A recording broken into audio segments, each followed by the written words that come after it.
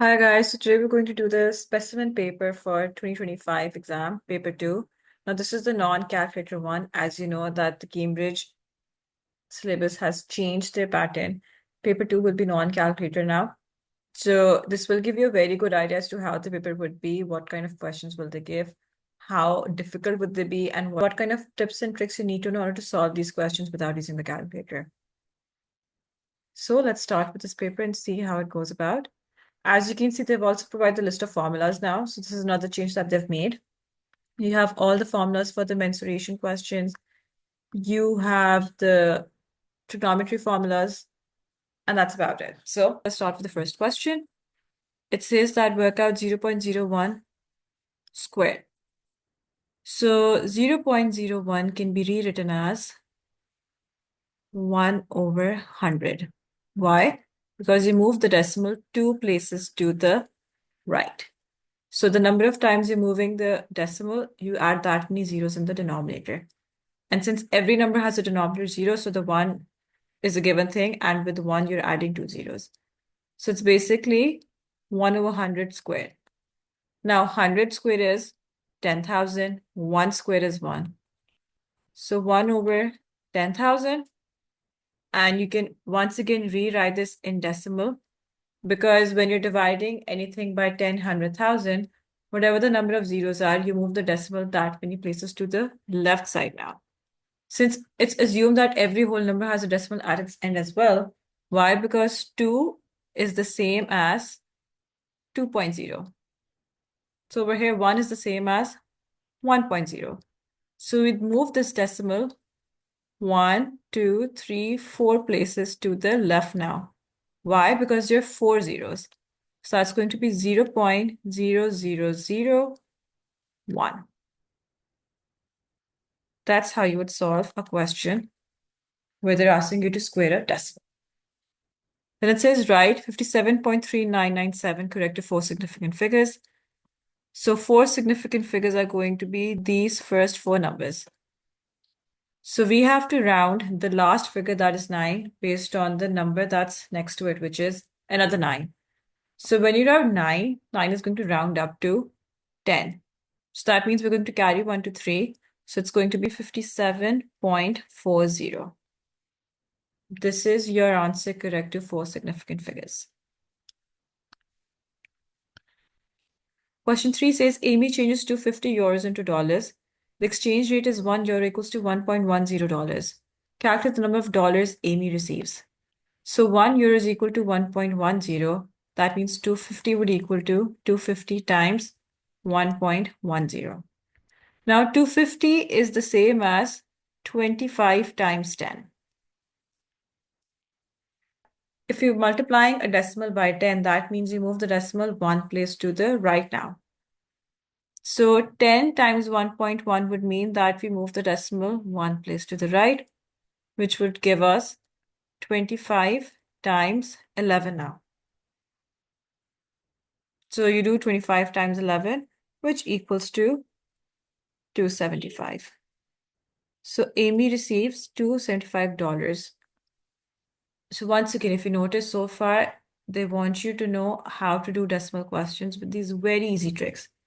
When to move the decimal, how to move the decimal, how many places is it moving, what does it depend on? Are we multiplying by 10? Are we dividing by 10? If you're multiplying by 10, does it move to the right or left? So if you know these things, you will be easily able to solve this question paper without a calculator. Then question 4 says the diagram shows two triangles ABD and ADC. BDC is a straight line where AB equals to AC. Angle ABD is 61, angle ADC is 81. Work out DAC. This is the angle they want us to find. If AB equals to AC, that means it's an isosceles triangle. Now, what is the property of an isosceles triangle? An isosceles triangle has two equal lengths and two equal angles. So if this is 61, this will also be 61. So if we highlight triangle ADC now, we can see that out of the 3 angles, we already have 2 angles. So to find the third angle, we're going to do 180 minus 81 minus 61. This will give us the measurement of angle DAC. So 81 plus 61 is 142. So we're going to do 180 minus 142, and that is equal to 38 degrees. They haven't given any difficult numbers. The numbers are very small. They're easy to solve. So if you just remember your basics, I don't think you're going to struggle in this paper without a calculator. Then it says convert 0.17 meters square into centimeters square. So if you remember, 1 meter equals to 100 centimeters. So 1 meter square means that we're multiplying 100 centimeters to 100 centimeters, which gives us 10,000 centimeters square. So for 0.17 meters square, you're multiplying 0.17 to 10,000. If you recall the questions that we did initially, we were multiplying a decimal by 10, 100 or something like that.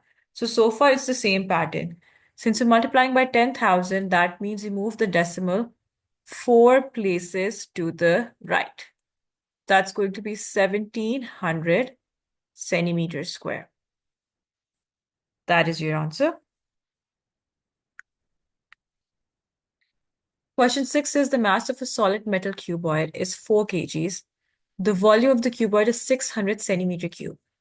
Calculate the density of the metal giving answer in grams per centimeter cube. They want the answer in grams per centimeter cube, but they have given the mass in kgs and volume is in centimeter cube. So the difference is in the mass. That's in kgs. So we need to convert the 4 kgs into grams.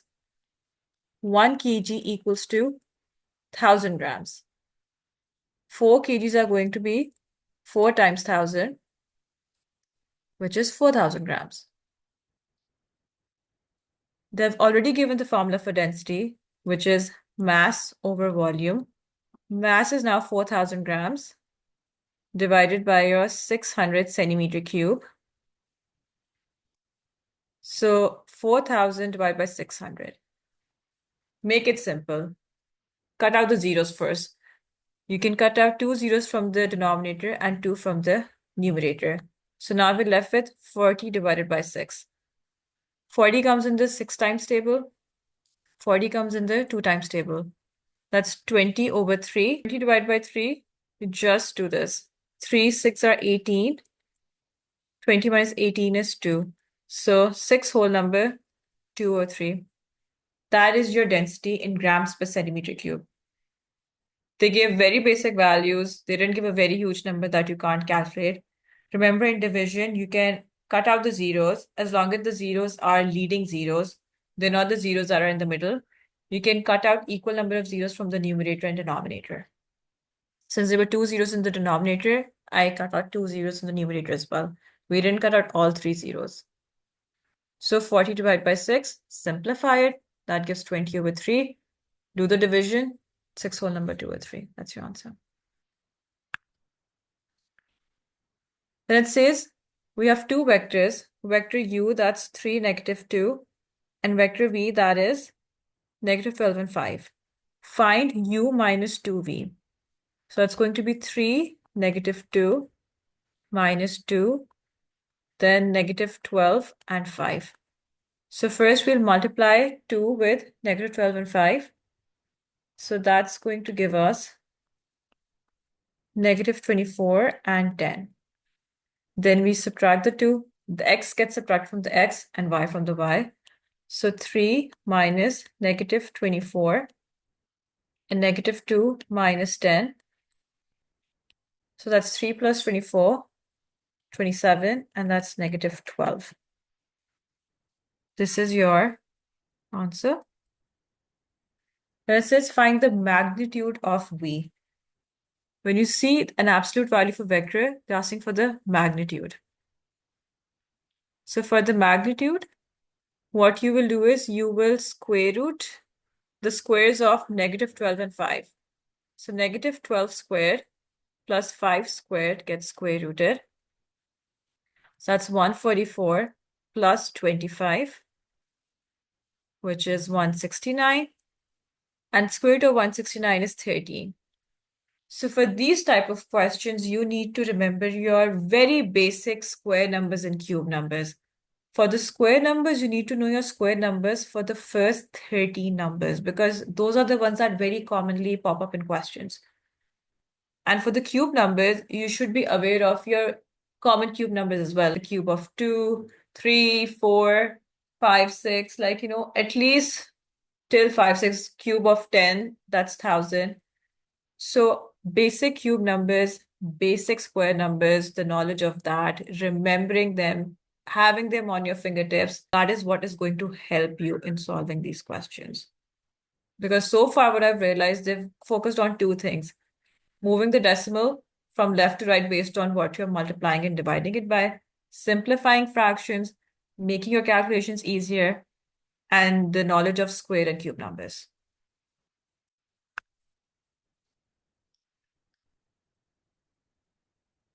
Question 8 says the diagram shows a semicircle with diameter 9 centimeters. Calculate the total perimeter of the semicircle. So perimeter means that we're finding the length of the entire boundary.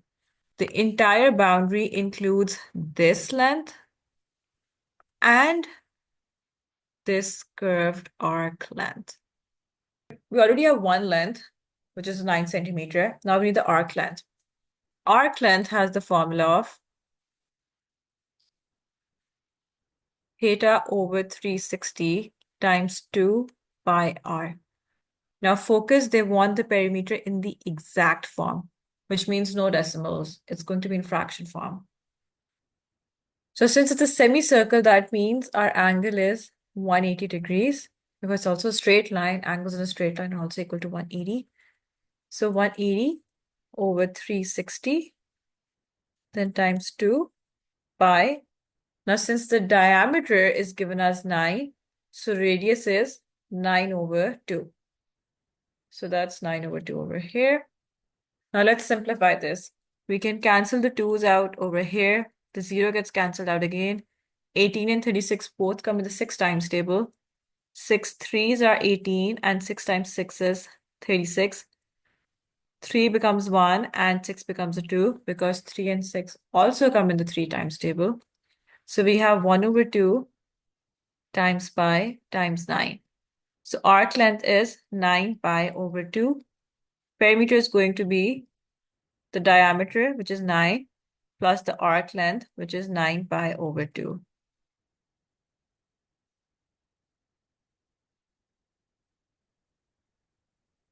Then it says in a sequence, the first term is 17, second term is 12, the third term is 7, and the fourth term is 2.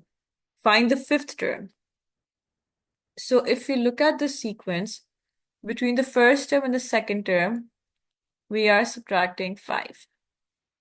Then from the second to the third, we're again subtracting 5. And from third to fourth, again, we're subtracting 5, which means from the next one, we're again going to subtract 5. So 2 minus 5 is going to be -3.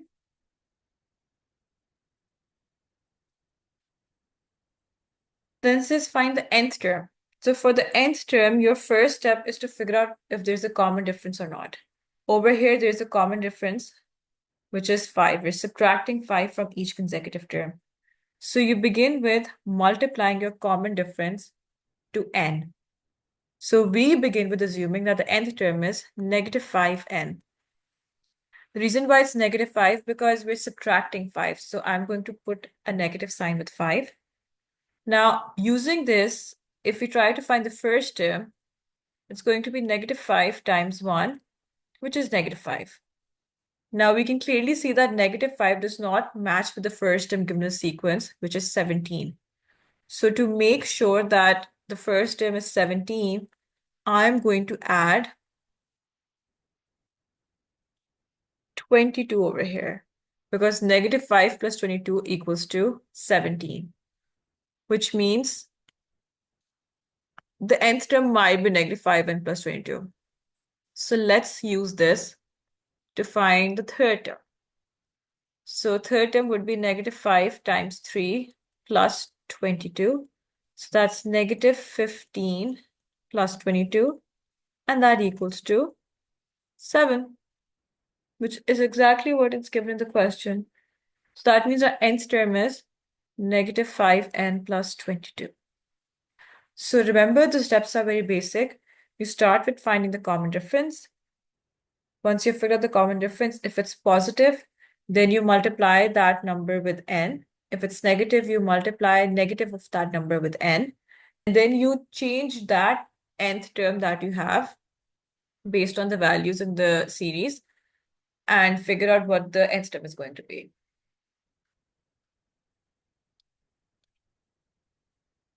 Question 10 says, work out 2 whole number 2 over 3 plus 3 whole number 1 over 2. Give your answer as a mixed number in simplest form. So this is a question that has very commonly occurred in the past as well, where they ask you to find the value for the fractions being added or subtracted without using a calculator. So what we do is we first begin with converting the mixed numbers into improper fractions. So to convert a mixed number to improper fraction, you multiply the denominator with the whole number and then add the result to the numerator. So which means for the first fraction, we do 3 times 2, which is 6. Then we add 6 to 2, and that's 8. So 8 over 3. And then 2 times 3 is 6 again, and 6 plus 1 is 7. So 7 over 2. This is our improper fraction. Now, whenever we're adding or subtracting fractions with unlike denominators, we need to make the denominators equal. To make the denominators equal, we need to find the lowest common multiple of the denominators. So for 2 and 3, the lowest common multiple is a 6, which means you multiply the first fraction by a 2 and the second fraction by a 3. So 2 times 8 is 16, and this is 6. This is 21 over 6. Since the denominators are same, we can rewrite it as a single fraction and add the numerators. So 16 plus 21 is going to be 37 over 6. To convert this improper fraction into a mixed number, we divide 37 by 6. We know 6 are 36, remainder 1. So your remainder is going to be your numerator, denominator will remain 6, and quotient becomes your whole number. So this is your whole number. This is your numerator. And this will be your denominator. If your numerator and denominator can be simplified, you simplify it. If they can't, you put it as it is. So 6 whole number 1 over 6 is the answer.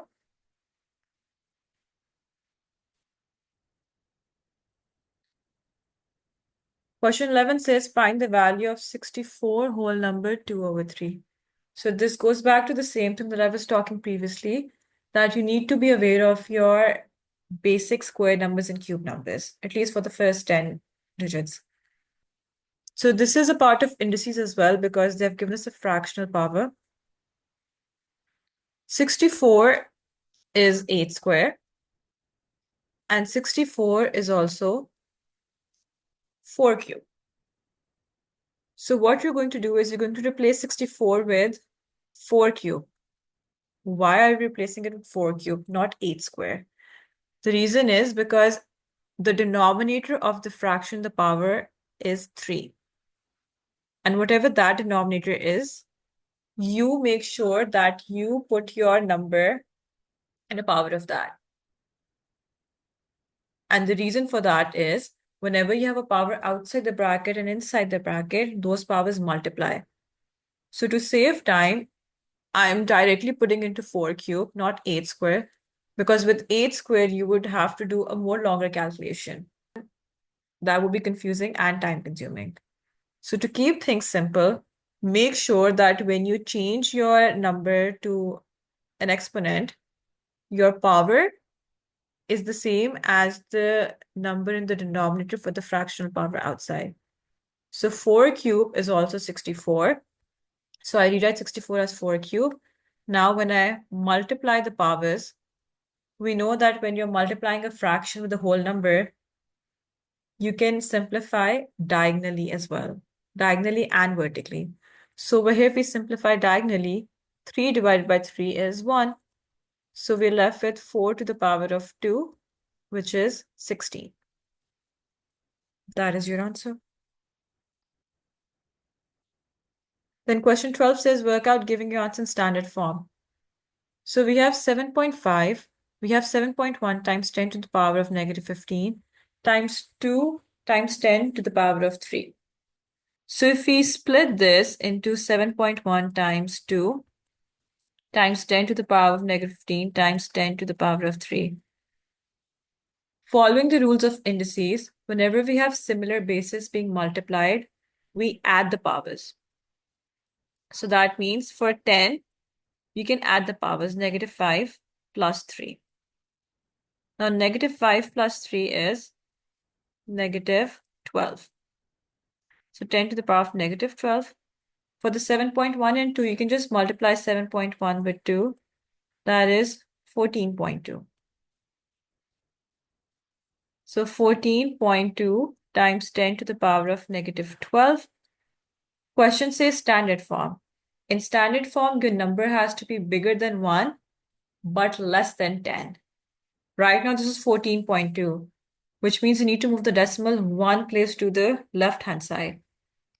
So 1.42. And since you're moving it one place to the left-hand side, that means we are adding 1 to the power. So that's going to be negative 12 plus 1. So 1.42 times 10 to the power of negative 11. That is your final answer.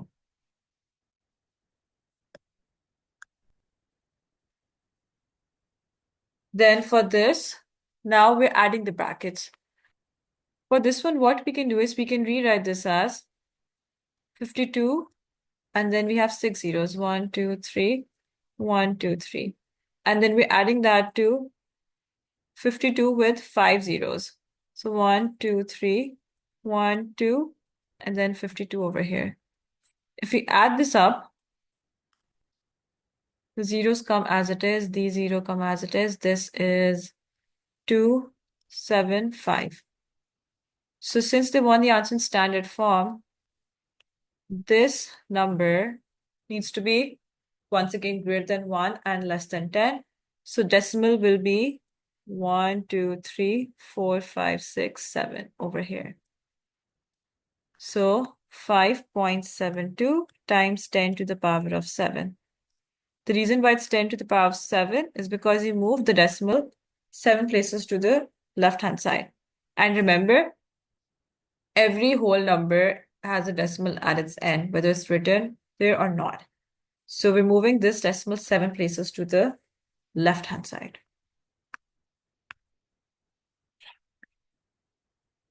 Question 13 says, find the number of sides of a regular polygon with interior angle 162 degrees. So this has a simple formula, n minus 2 times 180 over n. They have given us the interior angle, that's 162. They want us to find the number of sides. Cross multiply 162n equals to n minus 2 times 180. Expand the bracket, so 162n equals to 180n minus 360. Collect the like terms on each side, so we move 360 to the left-hand side and 162n to the right-hand side. Subtract the 2, that gives us 18n. So 360 divided by 18. 360 comes in the 6 times table, that's 60. This is 3, 1, 20. So 20 is your value of n. That's how you solve this. So another tip, you need to be very good with your times table. If you don't remember your times table, you need to start practicing those again, because like for simplifying, you use your times tables. And if you get one number wrong, your entire answer goes wrong. So you need to be very careful about that. Question 14 says the range, mode, median, and mean of 5 positive integers are equal to 10. Find one possible set of these 5 integers. Since the range, mode, median, and mean of these 5 positive integers are equal to 10, we can say that 10 is occurring, let's say 3 times. So we have 10, 10, and 10 over here. So we need to figure out the maximum and the minimum value. Since the range is also 10, that means we can say that the minimum value is 5 and maximum is 15, let's say, because that gives us 10. So if this is 5 and this is 15, we got the range covered, we got the mode covered. Median is also covered because the middle value is coming out as 10. Now for the mean. Mean is going to be 5 plus 10 plus 10 plus 10 plus 15 divided by 5. Just sum of all the numbers divided by the number of values that we have. So that's 30 plus 20, that's 50. 50 divided by 5 is also 10. So as you can see, we get all values as 10. The range is also 10. The median is 10. The mode is 10. And the mean is also 10. So 5, 10, 10, another 10, and then a 15. So you just need to play around with the values and see what works for you. Since there are several possible sets, so your possible set can be anything and different from mine, obviously. So you need to make sure that you're putting your middle value as 10. You're making sure that your mode is 10. So like 10 needs to be greater in frequency compared to the other values. And then your range and mean value will move around according to that and see what works for you. Question 15 says, describe fully the single transformation that maps triangle T onto A. So T onto A is going to be 90 degrees clockwise rotation. Because as you can see, the size is the same. So it's not an enlargement. The direction has changed, so it's not a translation. And it doesn't even look like a reflection. So that leaves us with a so that leaves us with rotation. And since it's on the same side,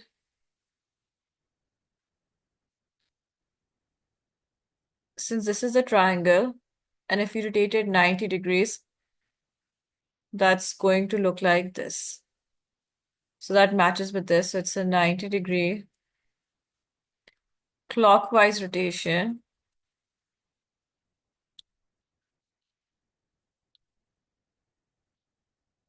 Now for the center is going to be this.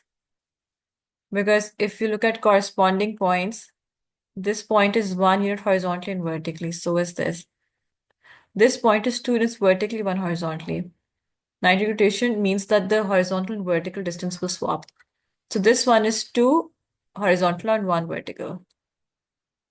So your center is going to be 4, 3. For the rotations, you always look at your horizontal and vertical distance. Whatever is the horizontal and vertical distance for the original point from the center, for the image, it's going to be the opposite. So you swap your horizontal and vertical distance. And this applies always to 90 degrees rotation.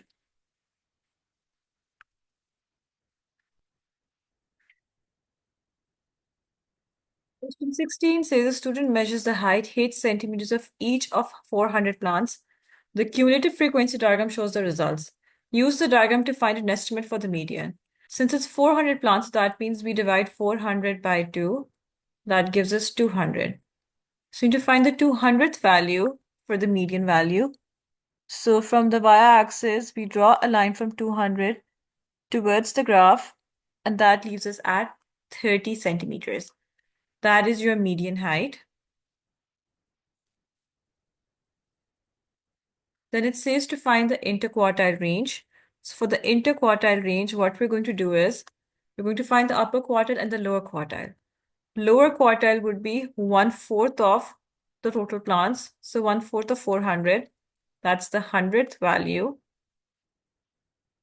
And for the upper quartile, it's going to be 3/4 of 100. So that's going to be the 300th value. So 300 value is going to be from between 320 and 280. That's going to be this. And the 100th value is going to be between 120 and 80.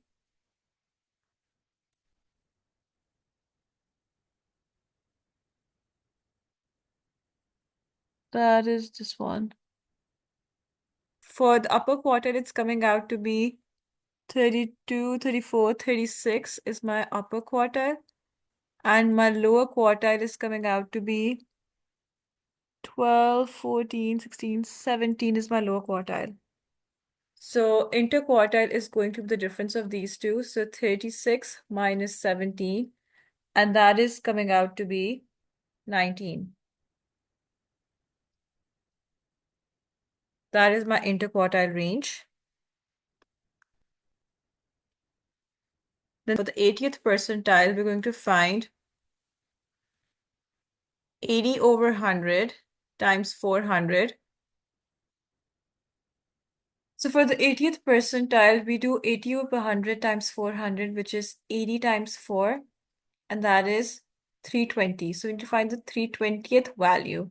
So for the 320th value, we draw a line from 320 towards the graph, which brings us to 39. That is your 80th percentile.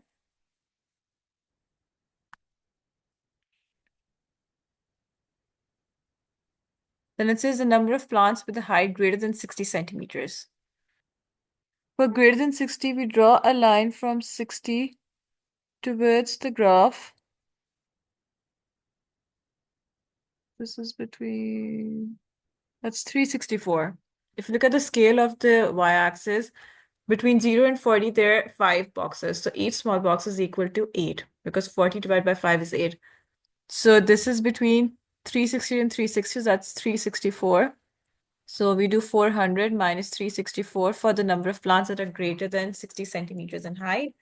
And that is going to give us 36. So that is the number of plants that are greater than 60 centimeters in height.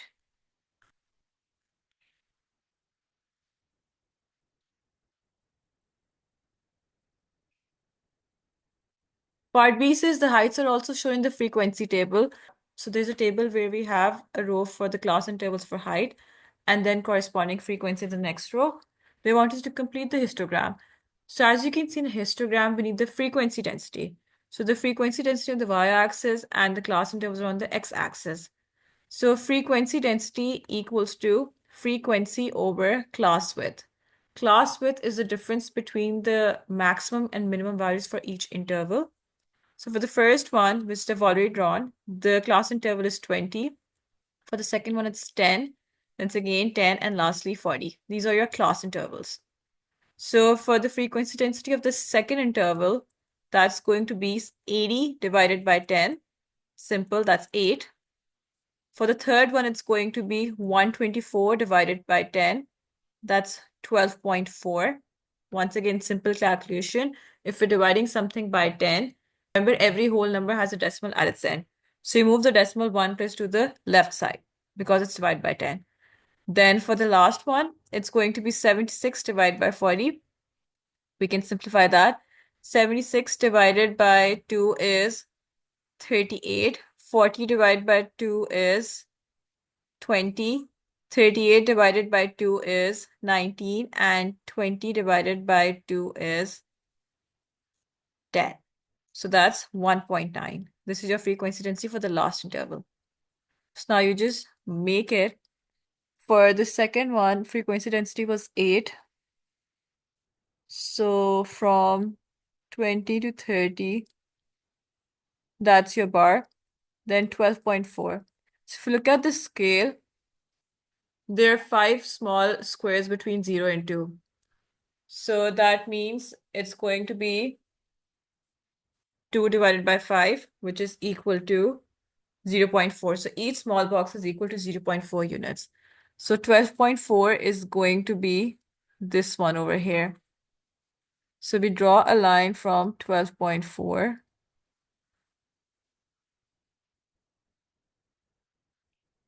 And that is going to be from 30 to 40. 12.4.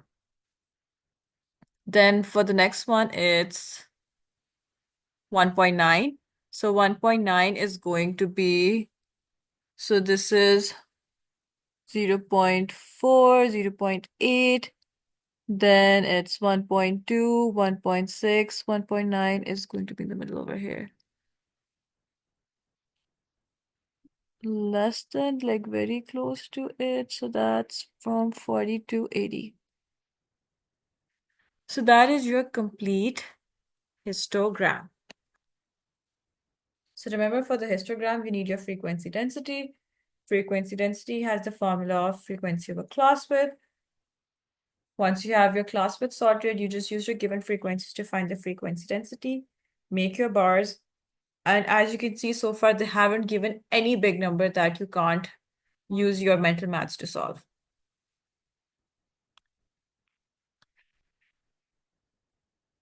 Question 17 says that the diagram shows a cyclic quadrilateral ABCD. BD and AC intersect at X. Find angle BDA. So BDA is this one. This is the first angle they want us to find. So if you notice, AB is a chord, and from AB we have angle C coming out at the circumference, and we have angle D. So this is one of the circle theorems where angles in the same chord are equal. So BDA is also going to be 34 degrees. Then angle BCD. BCD, so this entire angle. This one. So for this one, if this was 34, they've told us that it's a cyclic quadrilateral ABCD. So since it's cyclic quadrilateral, in a cyclic quadrilateral, opposite angles add up to 180, which means angle BCD is going to be 180 minus 74, which is going to give us 106 degrees. That is your angle BCD. Then angle ABD. ABD, this one. Easy. If you look at triangle ABD, we already have two angles. To find a third angle, we're going to subtract 74 and 34 from 180. So that's 180 minus 108, which equals to 72 degrees. That is your answer. So for this, if you remember your circle properties, you can easily solve it. They didn't even give any complicated property. You know, it's very basic. Angles in the same chord, then your sum of angles for a triangle, and lastly, how to use a cyclic quadrilateral to find missing angles. Then it says in the diagram, triangle ADX is similar to triangle BCX. BC is 4.5, AD is 9, CX is 3.3. Work out XD. So let's highlight the shapes. They're saying triangle ADX is similar to triangle BCX. So if this is similar, that means one shape is enlarged to become another shape by a common scale factor. So BC over AD is the same as CX over DX, which is also the same as BX over AX. So BC is 4.5 and AD is 9. CX is 3.3. They want us to find DX, so we use these two to find DX. Solve this without the calculator. If I move the decimal one place to the right side, I move it over here as well. So 4.5 becomes 45 and 9 becomes 90. So it's 45 over 90 equals to 3.3 over dx. Now we know 45 times 2 is 90. So if we simplify this, this becomes 1, this becomes 2. So cross multiply dx equals to 3.3 times 2, which is 6.6 centimeters. So that is your value. Question 18 says f of x equals to 3 minus 2x, g of x is 2x plus 3, and h of x is 2 to the power of x. So we have a linear function and exponential function. In the first part, they want us to find f of negative 3. So very simple thing, you just have to substitute the value of x in the function. So f of negative 3 is going to be 3 minus 2 times negative 3, which is 3 plus 6, and that is 9. Then g of f of negative 3. So if you notice, we've already found the value of f of negative 3, which is 9. So you make that the domain of g of x and find g of 9 directly.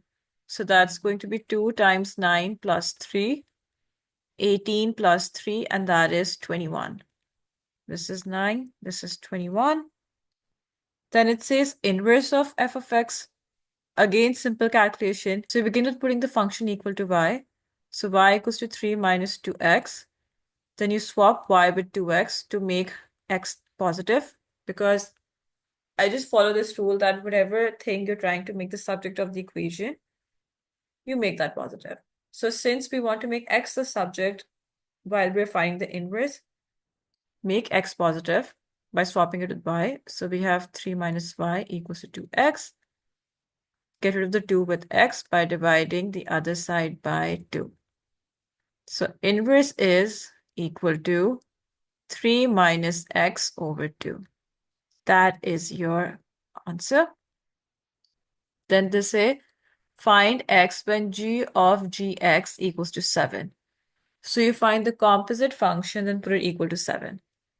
So g of gx means that we're replacing the x in g with the function g. So that's 2 times 2x plus 3 plus 3. As you can see, all I did was I replaced the x in g of x with the function itself. So now that's 4x plus 6 plus 3, which is 4x plus 9. They put it equal to 7, so let's put it equal to 7. Then we do 7 minus 9 equals to 4x, which is negative 2. X equals to negative 2 over 4, which is negative 1 over 2. That is your final answer. So far, very simple numbers, basic calculations, nothing too intimidating that you can't do using your brain and mental maths. Find x when the inverse of h equals to 5. So h of x is 2 to the power of x. H of x. So h of x is 2 to the power of x. If I find the value of the function when x equals to 5, that's 2 to the power of 5, and that's 32. If you remember, when we're comparing the original function with the inverse function, whatever the domain and range are for the original, they swap for the inverse. So the domain and range for the inverse would be, this becomes your range, and this becomes your domain. So keeping that concept in your mind, for h of x, if I say that at x equals to 5, I'm getting 32. So for the inverse, the 32 is your domain and 5 is your range for that point. So if it says find the value of x when the inverse is equal to 5, then that is the range when x is equal to 5 for the original. So x would be 32. Once again, when you're talking about the inverse and the original function, for this, you don't have to do any complicated calculation, because first thing, it's paper 2. Second thing, it's non-calculator. Third thing, it's a 2-mark question. You don't need to waste time figuring out some theorem for this.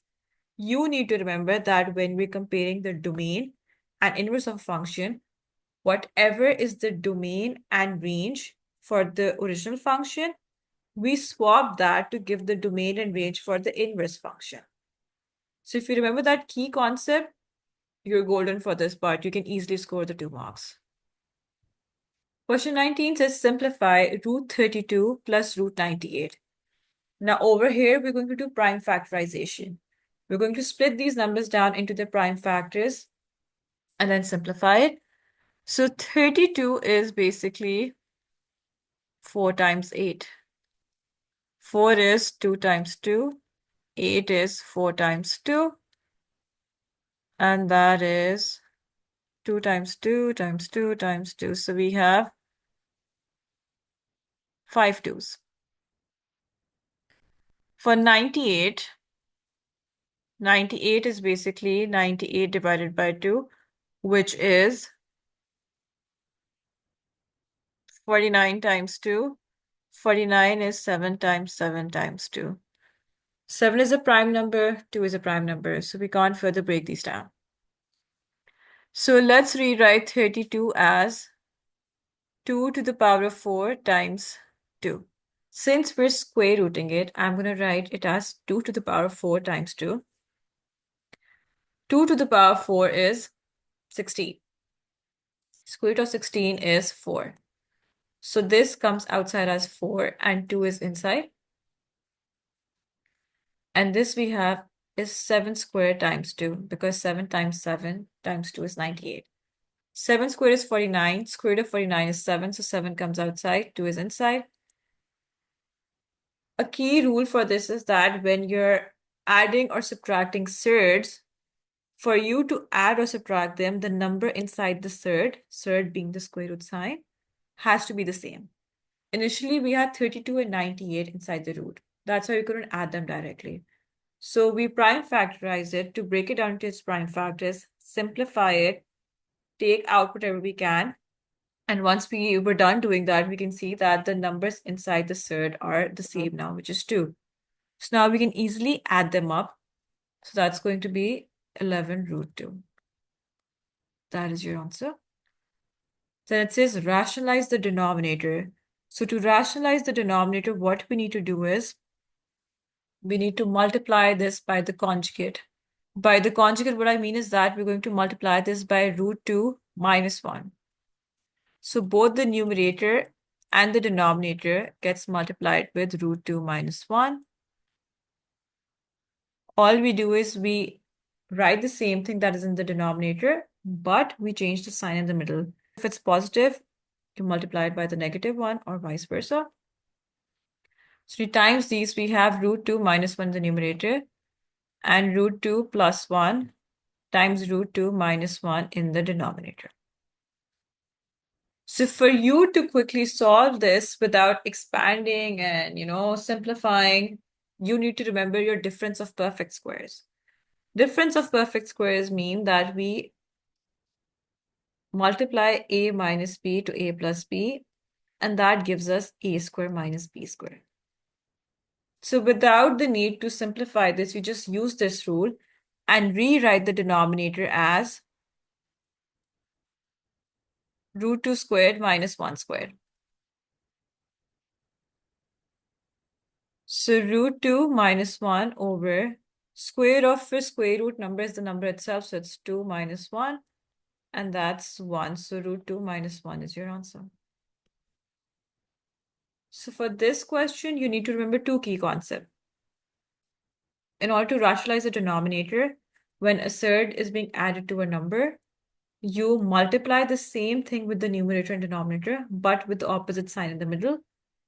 And the second thing is when you are multiplying the same thing with opposite signs in the denominator, basically using the perfect square rule. So without the need to expand the brackets, you can just use perfect squares and rewrite the denominator as the two numbers being squared and subtracted. So basically difference of the two square numbers. So that's how you solve these.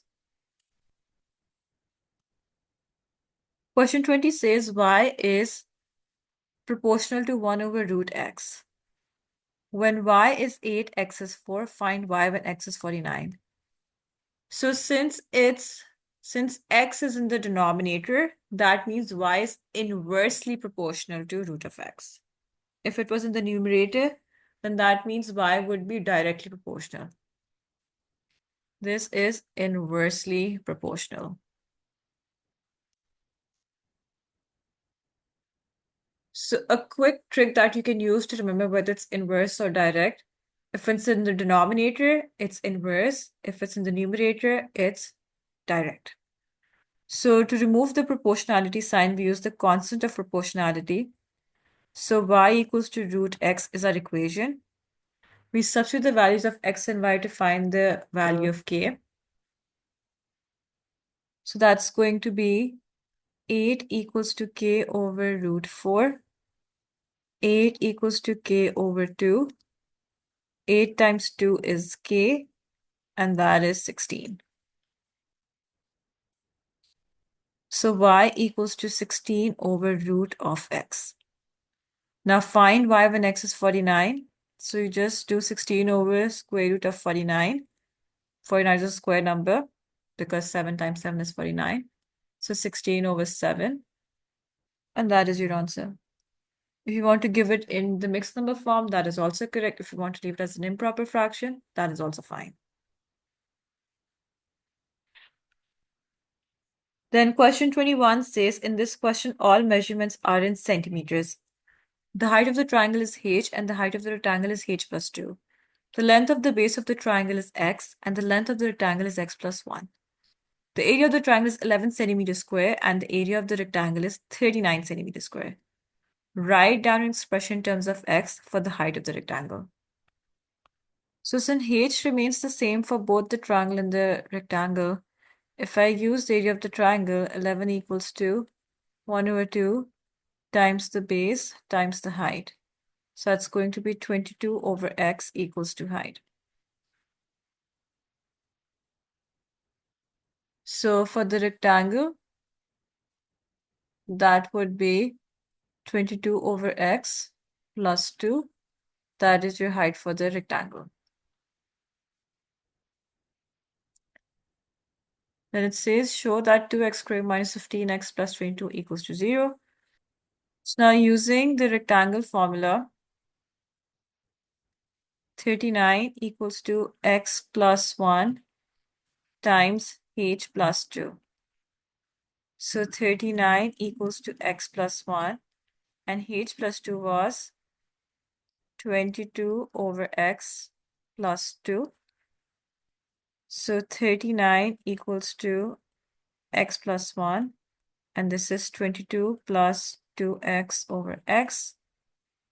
Cross multiply, 39x equals to x plus 1 times 22 plus 2x. Expand the bracket.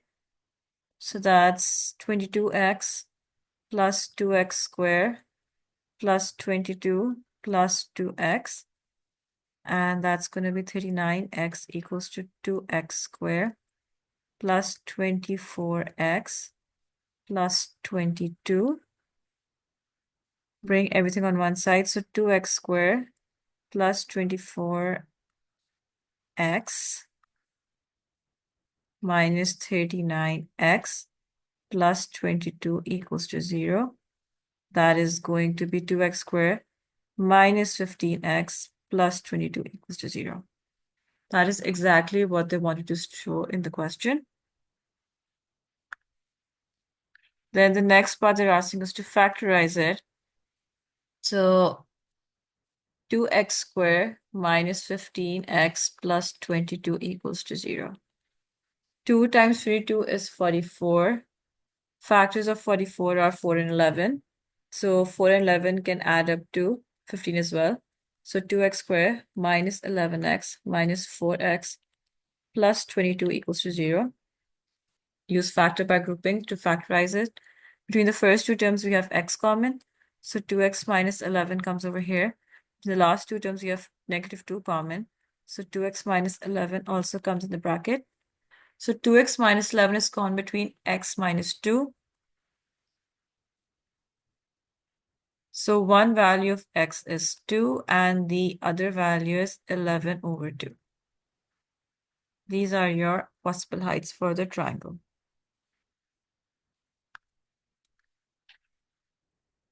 says find the exact value of x. So for the exact value of x, we have the adjacent, which is 8. They want us to find the hypotenuse. So when you have the adjacent, the angle, and they want us to find the hypotenuse, we use cosine. Cos of theta equals to adjacent over hypotenuse. So that's cos of 30 equals to 8 over x. Now for this, you need to be aware of your unit circle values for the trig ratios. You need to know what sine, cos, tan 30 is. Then what is their value with the angle is 15, 60, 90, 45. The basic values, you need to learn those. So for cos 30, that equals to root 3 over 2. So that would equal to 8 over x. So x is going to be 8 times 2 over root 3, which is 16 over root 3. We need to rationalize this. So we multiply the numerator and denominator by root 3. So that's going to be 16 root 3 over 3. You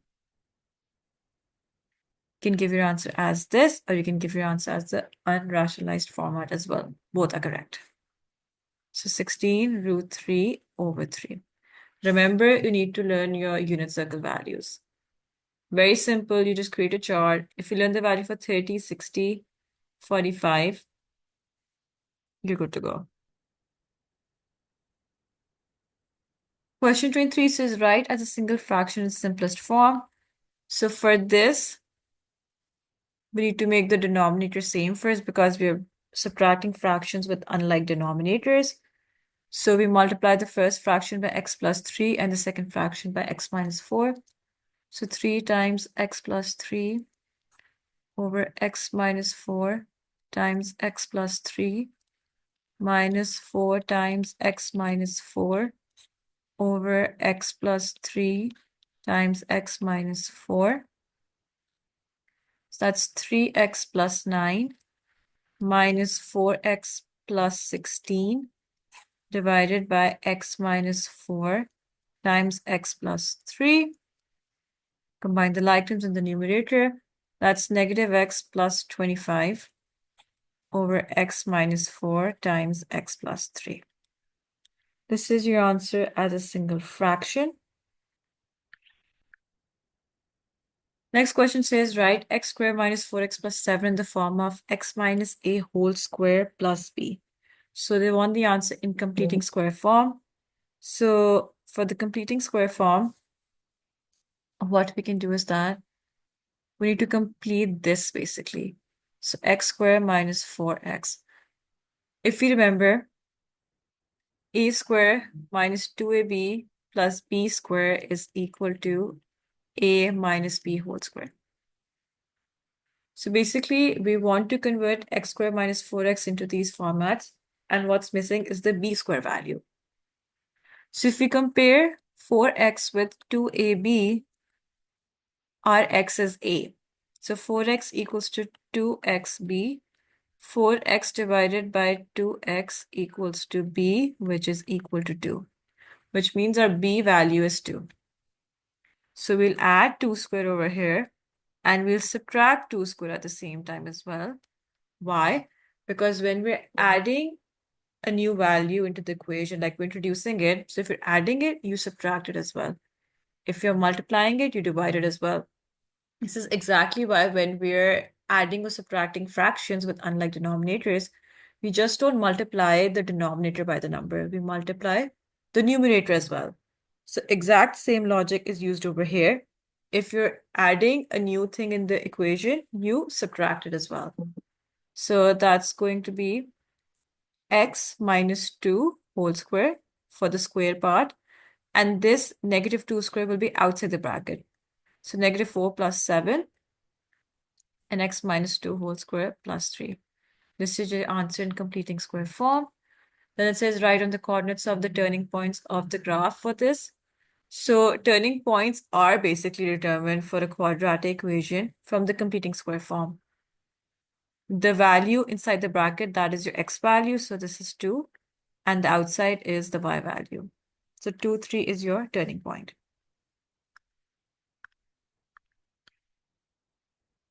25 says the two shapes are mathematically similar. The area of the largest shape is 36 centimeters square, and the area of the smaller shape is 25 centimeters square. The height of the larger shape is 9, and the height of the smaller shape is x centimeters. Find the value of x. So in similar shapes, your square of the scale factor is equal to the ratio for the areas. That means length of A, I'm going to call this A and call this B. Length of A divided by length of B squared is equal to area of A over area of B. So that's 9 over x squared equals to 36 over 25. So if we square root both sides, that's going to be 9 over x equals to 6 over 5. Keep it simple. If you had squared 9, that would be 81. Then you would cross multiply, then divide it by 36. That would be more time consuming. So keep it short. It's easier to take the square root for both sides. Take the square root, make the value smaller. So we have now 9 times 5 equals to 6 times x after we cross multiply. So 45 equals to 6x. 45 divided by 6. That is going to give us 15 over 2 because both 45 and 6 come in the 3 times table. Write it as a fraction, convert it into decimal, 7.5 centimeters. Both ways your answer is correct. So like I've repeated throughout this video, the key rule is to make it simple. Simplify it. Remember the basics. Basics are very important for this now because now you're not allowed to use a calculator. So your basics need to be on point. You need to know the unit circle values for the trig ratios, add the angles for 30, 60, 45, and 90. And decimals are very important. You need to know how the decimals move, where they move when you're multiplying or dividing by 10, 100, or 1,000. So literally the basics. Then question 26 says we have a function x times x plus 2 times x minus 3. On the diagram, sketch the graph of y equals to f of x for x is between -3 to 4. Show the values of the intersection with the axis. So if you look at the function, they've already given it in the factorized form. So to find the x-intercepts, you put the function equal to 0. So 0 equals to x times x plus 2 times x minus 3. So one value of x is 0, the other is -2, and the last one is +3. To find the y-intercept, you put x equals to 0. And when you put x equals to 0, you can see that x is being multiplied by both the brackets. So 0 times the bracket is going to give us 0. So our coordinates are 0, 0. We have -2, 0. And we have 3, 0. So this, -1, -2. This, 1, 2, 3. This. Since it's a positive cubic curve, that means the shape is going to be like this. So that's your sketch. And why was it a cubic curve, by the way? Because we have 3 intercepts. So the highest degree of power of x is going to be 3. That's why it's a cubic curve. Then it says expand and simplify. So let's expand the brackets first. So that's going to be x squared minus 3x plus 2x minus 6. Simplify it, x squared minus x minus 6. Multiply the x with all the terms. So that's going to be x cubed minus x squared minus 6x. That is your answer. Then part C says A is the point, 1, -6. The tangent to the graph of y equals to f of x at A meets the y-axis at B. Find the coordinates of B. So f of x was x times x plus 2 times x minus 3. X times x plus 2 times x minus 3.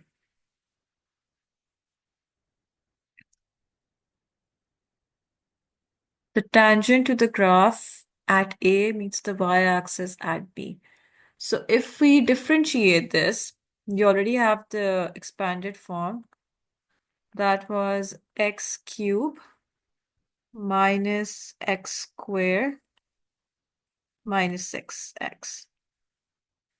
So differentiate this.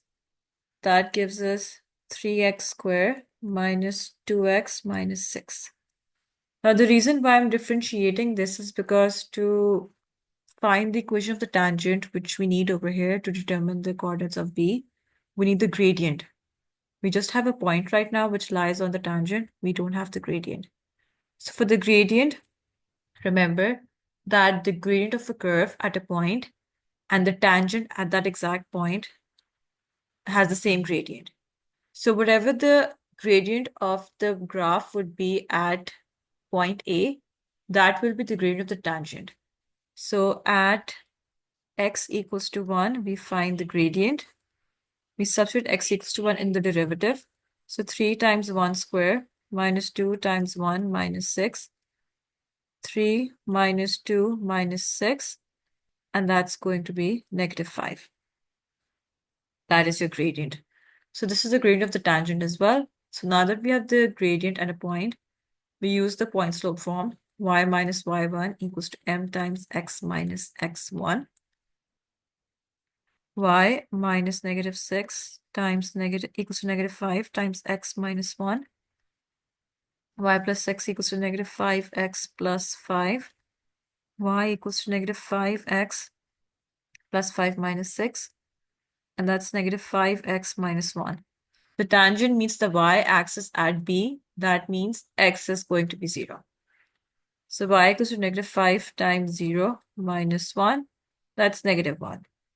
So x is 0, y is negative 1. That is your answer.